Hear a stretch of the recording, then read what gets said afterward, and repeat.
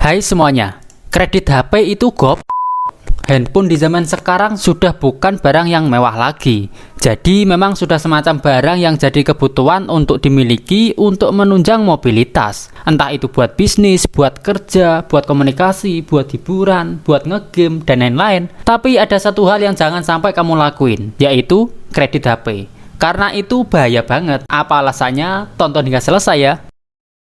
Kalau kamu membutuhkan HP, mulai dari HP spek rendah hingga HP yang spek tinggi itu bertebaran di counter HP. Karena hampir setiap bulan keluar tipe HP terbaru dengan spesifikasi yang menggiurkan. Entah prosesornya yang lebih cepat, ukuran RAM-nya yang besar, kamera yang jernih, hingga desain yang stylish serta kekinian. Nah, pertanyaannya adalah, siapa sih yang nggak pengen untuk memiliki HP dengan spek yang terbaru? Siapa sih yang nggak pengen HP yang lancar buat bisnis, HP yang lancar buat kerja, bahkan sekedar ngegame untuk menghilangkan penat gitu? Siapapun pasti pengen. Nah, yang jadi masalah adalah ketika kita memutuskan untuk upgrade HP, tapi kita tidak memiliki uang yang cukup untuk membelinya. Uang baru punya 1 juta, tapi pengen punya HP yang harga 2-3 juta. Terus kalau udah gini, kebanyakan orang akan melakukan apa coba? Iya, betul. Kredit HP. Dan ini gila banget. Karena kredit HP itu benar-benar sangat beresiko. Itu sangat berbahaya. Bahayanya dari mana, Mas? Begini, saya jelasin. Setidaknya ada 2 alasan kenapa kamu jangan kredit HP. Alasan yang pertama adalah harga jauh lebih mahal dibanding beli secara cash. Contoh realnya adalah kalau kamu pengen beli HP seharga 3 juta dan kamu membelinya secara kredit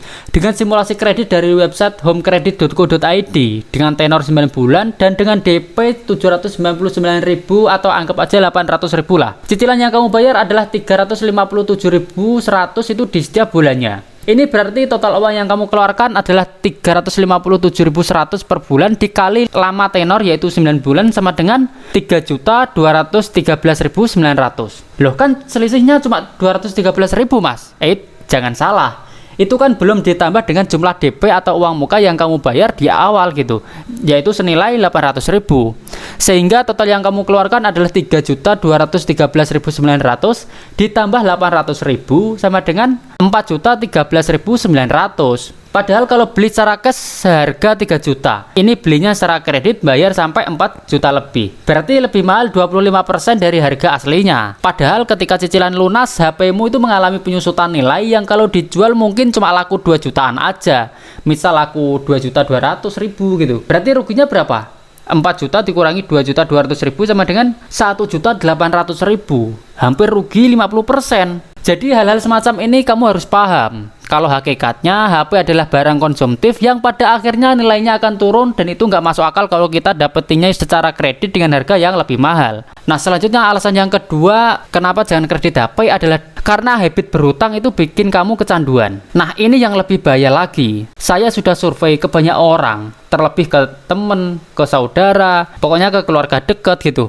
Mereka yang punya angsuran di satu tempat biasanya punya angsuran di tempat yang lain. Ini yang namanya kebiasaan berhutang itu bisa bikin kecanduan. Ada teman saya ya, yang 1 orang aja itu punya angsuran di banyak tempat. Dia itu punya hutang di bank, dia ya punya hutang di kartu kredit, punya hutang di paylater, belum lagi hutang di temen, kan yang ngeri gitu. Utangnya itu banyak banget gitu. Dia punya banyak utang karena kebiasaannya itu beli apa-apa ya kredit melulu. Katanya sih kalau nggak kredit ya kapan punyanya. Padahal kalau memang belum mampu memiliki barang yang dipengenin ya ngapain harus bela-belain kredit, iya kan? Itu justru bikin hidup jadi miskin karena tiap beli barang kita kena bunga, beli barang kita pasti kena bunga, yang bikin harga itu makin bengkak tambah mahal gitu. Dan orang kalau udah terbiasa beli HP secara kredit, coba lihat kebiasaannya itu gimana. Kebanyakan pasti beli kendaraan itu ya kredit juga, beli ini itu ya kredit, bahkan beli peralatan rumah tangga kayak kompor pun ya harus kredit gitu. Dan itu bahaya banget karena kalau kita sudah nggak punya pondasi yang kuat finansialnya untuk menahan beban angsuran yang banyak, kita bakal bahaya banget. Banyak kok kita temui orang yang bunuh diri bahkan mengakhiri hidupnya secara mengerikan karena ya memang salah satu alasannya ya karena himpitan ekonomi karena kebiasaan berhutang gitu. Jadi inti dari video ini adalah simpel, jangan memaksakan membeli sesuatu yang kita tidak punya uang yang cukup untuk memilikinya. Oke, demikian dari video ini. Jangan lupa subscribe ya biar tahu kalau ada update video yang terbaru. Oke, terima kasih.